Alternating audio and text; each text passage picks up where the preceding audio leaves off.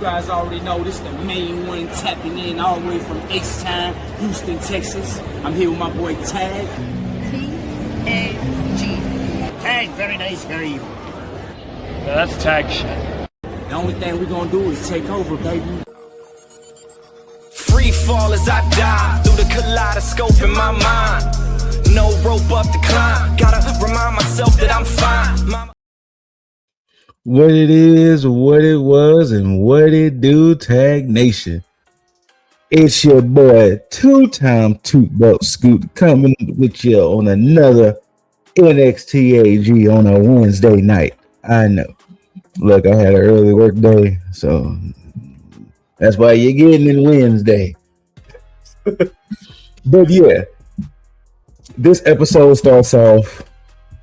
Javon Evans is waiting in the parking lot. Now, those who watch wrestling knows one of the most dangerous places to be is the NXT parking lot. Javon is out there waiting in the NXT parking lot because he's like, nah, I want Ricky Saints. Ricky Saints. He's like, nah, I owe Mr. Saints. So I'm gonna wait in this parking lot until he get there. Even Abel was like, we don't even know if he's showing up. You just out here, like, you ain't gotta be out here. And he's like, nah, bump that. I'm out here until Saints show up.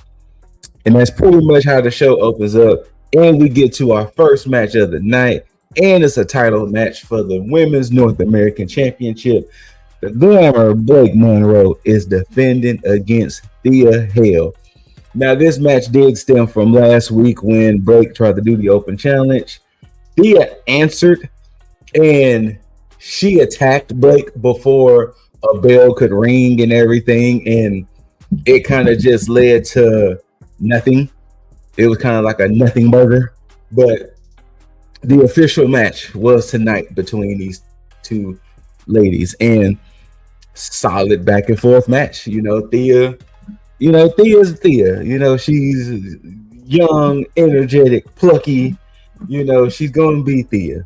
And Blake being the glamour, she's being this, she's gonna be her, heelish self that you just grow to love because it's T.A.G.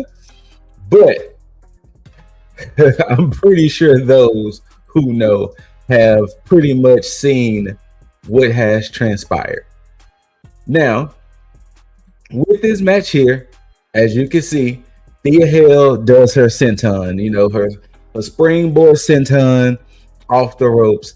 And when she hits Blake pretty flush. Like, I don't know if Thea bounced a little higher than expected, and she might have, accidentally got a little more air, and she hit Blake pretty flush and pretty much knocked the wind out of Blake, because you could tell from the way Thea landed and the way Blake reacted that it was like a oof, like she got oofed. So then we see the pin as the ref was counting the 3. Right when the hand goes down, we see Blake kind of raise her arm, but it was too late. After some confusion, it was crowned that T.A.G is your new Women's North American Champion. And it was what? Now, but once again, you can tell this was not supposed to happen because of the confusion, because of the way everything was playing out, the way everybody was looking like, oh, what's going on? Now, some reports had came out and said that, yeah, most likely Blake did get the wind knocked out of her, which will explain why she didn't kick out. And it said that Creative is a little upset, a little peeved, because now there's things that they need to reshoot and redo, because I guess they had vignettes already filmed for Blake retaining and I guess upcoming opponents, but these are the breaks, and it was a happy accident. Now they ended up saving it later on in the show when Thea was doing an interview and Jordan comes up and Jordan was like, "Man, you've accomplished, what you accomplished that fast. Like, you was just telling me to be positive and do this and do that, and here it is, bam, you champ, kind of energy." And Thea was like, "Yeah, all you got to do is be positive, believe, and these things can happen." And then Blake walks up, and Blake is like, "I want my belt back. Like, I want my belt." And she was like, "Give me my belt." And Thea was like, "Nah, big dog." And then, she was like, "Fine, enjoy your muscle muffin then." And then, Blake walks off. Thea gives Jordan a big hug, and it was just like, good save. Good save. So now it's gonna be interesting to see what they do since Thea accidentally became Women's North American Champion. So it's going to be interesting to see how they play this up. But only thing I can think to myself, right, is there are times where WWE can get over certain booking. Now, I get the aspect of she wasn't supposed to win and y'all have to change things up. But you can shed sometimes the face versus face. You can shed sometimes the heel versus heel. That doesn't the only just face, only just heel versus faces. You can sometimes have heels versus heels. You can sometimes have face versus face. That's what I'm trying to say. If you book it right, and being the person Thea is, whoever Blake's next challenger was can still be Thea's challengers. Thea could just be on some John Cena, I want to take on everybody. Ilya Dragunov, I want to take on whomever. Like, it doesn't necessarily have to be a good guy, bad guy thing. All the while, now you can steer Blake into her still wanting to get the belt back, but her possibly going like kind of crazy because it's like, no, this is some bull. I have to get this belt back. I have to get this belt back from Thea. Thea shouldn't have beat me. I'm better than Thea. And have it, at least let Thea have it a couple of weeks. Hell, you can have Thea lose it at New Year's Evil if that's the plan. You know what I'm saying? Like, it's okay to give her a 3-week reign. Especially since she wasn't supposed to have it anyway, So have fun with it. Let it be a happy accident. And then but yeah, so we'll see what they end up doing with the whole Thea Hall situation, because I'm gonna be intrigued, because I hope they ended up, they ain't necessarily got to give her a long reign, but let the happy accident be, we had a Cullen segment, Izzy, Nico, and Spears, and pretty much they was going back to their little area. And they was noticing that, this is where, we all would have been, and this, that, and the third. And then they see one of the dolls sitting on a stool. And I think that doll was supposed to be representative of Nico.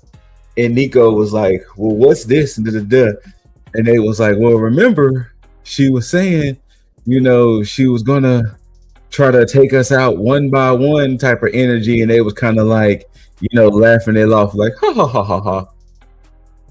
Ain't nothing gonna happen. We ain't worried about this girl kind of energy. Now, later on in the show, to go ahead and wrap it up, Izzy was back there in the back, and I think it made it seem like she may have been talking to Spears or somebody, and they was like, I don't know where Nico vanished off to. And she kind of just was talking to Lola. Then I'm going to stop it right there, because then I'm going to go back to the Lola part later. But so I don't know what's the plan here, because They mentioned Nico being missing, and that was about it. So I guess we got to wait to next week to see, what happened to Nico. So yeah. Now our next segment featured our North American champion and our Triple I mixed tag champ, Ethan.A.G. He was supposed to come out there and call out Tony D for Tony D attacking him. So as he was talking, popping his shit, the all ego way, he gets interrupted by Stacks and Ariana Grace. So they come out there and pretty much Stacks was pretty much saying he wants to go against Ethan.A.G. and nothing would look better than my girl having 2 belts around her, the TNA International Championship and the NXT North American Championship. So officially, I'm assuming the Heritage Cup is no more. The Heritage Cup is no more. Because, yeah, it was thrown in the water and no more. Then we hear familiar music. One of Moose. And Moose comes out and he's pretty much like, hey, we got another NXT superstar as a TNA champ. And he was like, you know what? I'm going to let TNA people deal with that. But what I came out here for is you, Ethan.A.G. So I can't remember when the match was supposed to take place. I think they said in 2 weeks. I know it wasn't New Year's Eve, but I think it was either next week or in 2 weeks. It was signed off by Ava. It was signed off by Santino that we're going to get Ethan.A.G. defending his North American Championship against Moose. And Ethan.A.G. tried to swing on Moose, and yeah, it wasn't a good look for me, Mr. Page. Wasn't a good look, but of course, Moose does what people tend to do that you're not supposed to do. Hold up the championship. That's the no. But yeah, Ethan.A.G. and Moose will be going down. It was either next week or in 2. I feel like it was in 2 weeks, if I'm being honest with you. Then next up, we do get a segment of Leon Slater in the parking lot, and he like, Javon, say big dog, I got that fatal 4-way match, and nothing will just like, I need you in my corner. Like, I need you out here. Like, I understand you mad at Ricky. I understand you want your revenge, big dog. But come on. Like, we out here in the cold. Like, he was like, come on, man, it's cold out here. Come out there and come support your boy. Come on and come support your boy. And, nope, wrong person. Javon was like, all right, I got you. So he eventually leaves the NXT parking lot. Then I want to say, I can't remember if it was during the next match, which was, give me a second for the graphic. It was Hank and Tank, aka the Belly Boys, taking on OTM, Lucian Price and Bronco Nee. Now, in the words of Scary Movie, these boys was hard hitting, directing and starring in it. This was a hoss fight. This was big meaty men slapping meat. All of that, because they brought the intensity. Like, I'm just putting it out there. They brought the intensity. Like, it was like, in all honesty, for a quote unquote regular tag team match, them boys was out there scrapping like it was for the championship. Like, you would have thought Hank and Tank was still champs, and OTN was trying to get them belts up off of them, type of energy, because they went at it. Like, I'm gonna just keep it a buck, like, hard hitting. But surprisingly, Them Belly Boys, aka the Belly Bandits, got the dub. Now, the reason why I say surprisingly is because this is OTM's like second match back, if I remember correctly. And with them kind of once again rebuilding them the way they are, for them to take a loss. Granted, I understand they took a loss against former NXT.A.G champs and everything, and they are coming off of that stint in Japan. But I am actually surprised that OTM actually took the loss in this. And it was like, oh, okay, cool. It was a good fight. Possibly the second best match of the night. Maybe even the best, depending on how you feel about the main event when I get there. But, yeah.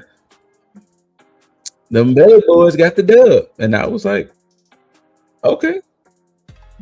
Interesting. Because I did not think. Now, I didn't think OTM was going to just walk through them, but wasn't expecting OTM to take the loss. Then we get Jasper Troy, who's back there with Ava, and Ava pretty much is telling Troy that starting next week, they're going to run another tournament to determine who's going to be number one contender for the Speed Championship. And Troy is like, it don't matter. They getting beat up on. They getting whooped. Now, during the Hank and Tank match in OTM, we do see a black SUV pull up with security guards, and then we find out it's one Richard Saints. And, of course, Richard comes out there, and his reasons of what he did was he told y'all the revolution was coming. He didn't necessarily say he was here to make friends or be friends or all of that. And he said mainly he was telling Javon, you could have waited to New Year's Evil. You didn't have to, in essence, in my face, challenge Oba right here and now. And I ain't even get my rematch against Oba. So you just literally kind of, in essence, leapfrogged me to get your title match. So that's why I did what I did type of energy. Well, at some point, Mr. Bouncy does come out, and he tried to have a fight, but due to security interference and everything, yeah, Ricky kind of took the upper hand on that. And not only did Ricky took the upper hand on that, but he wanted to show Javon that he wasn't fucking around. Because he, as you can see, hoisted Javon up to hit that Rochambeau through the announce table. Left that boy, got the starburst all on the ground, left that boy just, as you can see, screaming in pain. So, I wouldn't be surprised come New Year's Evil, we're going to get Ricky and Javon. Because if they do it correctly, right, Javon should in essence be out for like a couple of weeks. We shouldn't see Javon next week. You know what I'm saying? Like, let Javon Let Javon be out for a second, especially with him taking the Rochambeau through the table. Let him be out a second, so that way, when he does come back, because we had 2 weeks until New Year's Evil. We got 2 more episodes, and then we got January 6th is when New Year's Evil. So maybe on the 30th. Just have Javon, because we know who's going to be on Raw come Monday. He's taking on Ryo. One of the Americanos. He's taking on Ryo on Monday. So have Javon, in essence, miss NXT. Or you could have Ricky even interfere and mess with Javon. And that way, it can really take him out kind of energy. And that way, he'll miss Tuesday because of Ricky's actions. Then maybe on the 30th, he pops back and be like, hey, Ricky, Let's run this on New Year's Evil kind of energy. But we shall see, right? Next, we get a segment of Zaruka was back there with Ava, and I didn't get a chance to hear what they was talking about before Ethan Page barges in, talking about there's a moose on the loose. How could we let a moose in here and do what he did and attack me and all of these things? And then Chelsea Green barges in the office, and she's like, Ava, how can you let these things happen to Ethan and blah, blah, blah, blah. And then Ava was like, you know what? Since you want to barge in the offices and everything, I got an idea. Hey, Chelsea, come next week. You're going to defend your Women's United States Championship against Sol Ruka. Yep. On NXT TV next week, Chelsea Green will defend that Women's United States Championship against Sol Ruka. And next up, we get a women's tag team match. We get Evolve Women's Champion Kendall Gray, along with Ren Sinclair, aka the Ren QCC, taking on Fatal Influences, the Women's Speed Champ, Fallon Henley, and Laney Reed. This was a pretty, I don't want to make it sound the way it's going to sound, but it was a pretty simple paint by numbers, simplistic tag match. It wasn't nothing that was like, you know, something truly like special, because you know we're building towards New Year's Evil when Kendall Gray is taking on JC Jane. So it wasn't like, you know, this was a just showcase, because it was like, you know, building momentum.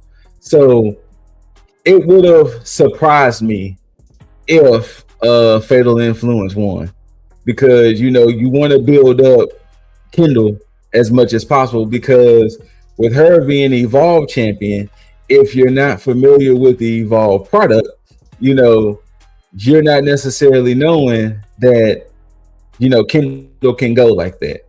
So that's why I was saying, you know, it's a paint by numbers tag match. It wasn't, you know, like this most crazy thing. So ultimately, Kendall does hit her armbar on Fallon, if I remember. She gets Fallon the tap, and Kendall and Ren gets the dub. You know, while JC and Fatal Influence was kind of out there just mean mugging, because it was like, man, you know, kind of energy. But yeah, those two ladies get the dub. Once again, we're building towards Kendall and JC's match at New Year's Evil. So you gotta let the challenger, in essence, look good, you know. Then to circle back to the Izzy thing, after Lola was trying to talk to Izzy about some things, Izzy walks off, and then Lola is seeing Kalani Jordan pretty much unpack her bags and going back into the locker room, and Lola was kind of like, what you doing? And she was like, I'm putting my stuff back. And she was like, don't think I didn't remember that you were one of the ones who spearheaded, you know, kicking me out the locker room kind of energy. And Lola was like, yeah, I remember.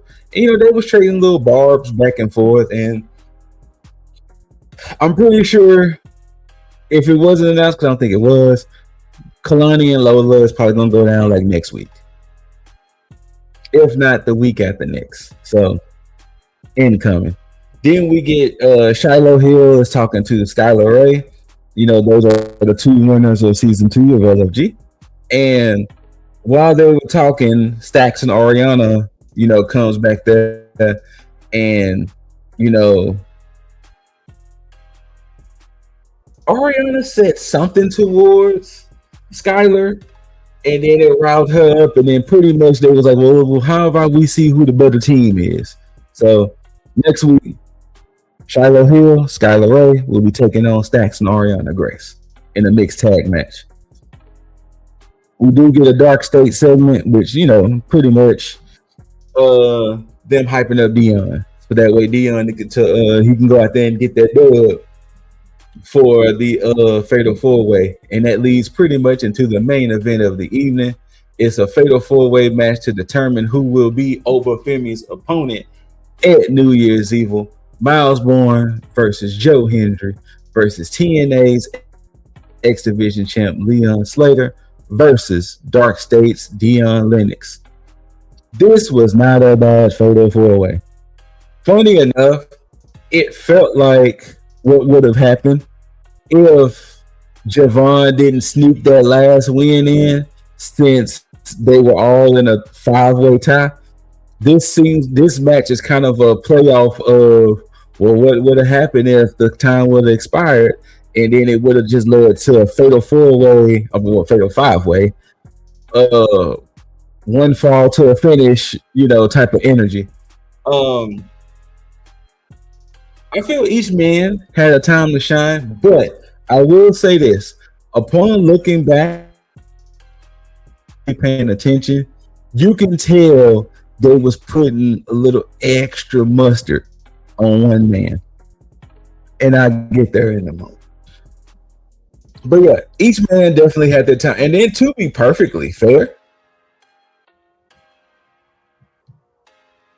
if you really wasn't paying attention and didn't kind of see it, each man had a pretty fair chance of winning. Miles trying to get his get back at Oba for when they fought at Battleground. Joe Hendry, getting his shot at the NXT championship, because we all believe in Joe Hendry. Dion Lennox has that history with Oba, and he was my pick, because it was like he's the one because he wants to take on Oba. And then Leon Slater, he technically is the outsider. He got some things to prove. He's the youngest in charge, and he's trying to prove. You know what I'm saying? He that dude, kind of energy. But it was some good back and forth, some good action, some good near falls and things like that. Some good little moments. And one of the things that I'm happy about the fact that Dion was telling Dark State, like, I want to do this. I understand y'all could come out there, y'all could help your boy out to get the dub, but I want to do this. I want to prove to myself kind of energy that I can do this. But the closing moments of this match did see kind of Joe Hendry and Dion kind of fighting off, and then Leon getting the better of Miles Bourne, because earlier in the match, Leon did like a springboard to the outside, and that man's knee buckled. And I was like, oh no, Leon, don't be out, kind of energy. But he recovered enough to still continue and still fight and do his thing. And ultimately, Leon Slater was your winner. That's why I was saying, I didn't want to downright say it, but upon watching the match now, I can see to where Leon was kind of favored a little bit. And then in the closing moments of the show, we get this image of Leon Slater staring down his challenger at New Year's Evil. Now, oh snap, I didn't pay attention that Tony D was up there. I'm just now seeing the image that Tony D was lurking. Yo. Yo. Now, this is the issue I have. Javon is one thing, but you really expect me to think that Leon Slater is going to have what it takes to potentially beat Oba Femi without shenanigans? Because that would be the key. It would have to be with shenanigans, because at least in Javon's case, he's tall and lanky, and he was able to do what he was doing, especially last week when we were watching NXT. But in Leon's case, you really think Leon is about to? I mean, of course they're gonna let him squad, but come on, Come on. But that was pretty much NXT for this week. So it's interesting because I'm kind of trying to see where Tony D fits in all of this.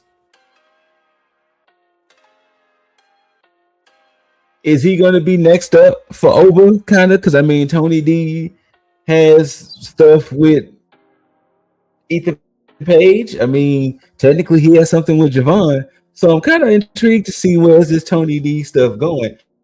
And I'm going to be mad if Tony D happens to be the one to beat Oba again. Because Tony D was the one who dethroned Oba for the North American Championship. And Tony D is going to be the one to dethrone Oba again for the NXT Championship. I mean, yeah, besides Ricky. But come on. But that was NXT, y'all. Whether you love it, hate it, don't forget to rate it, thumbs up, thumbs down, like, share, comment, subscribe. If you haven't, hit that notification bell if you haven't, so you can be notified for all the things we post. Shout outs to the rest of the T.A.G brethren out there. And shout outs to you beautiful people. Love yourself, love one another, take care of yourself, and take care of one another. And until next time, you beautiful people out there, don't forget to tag out. Free fall as I dive through the kaleidoscope in my mind. No rope up to climb. Gotta remind myself that I'm fine. Mama.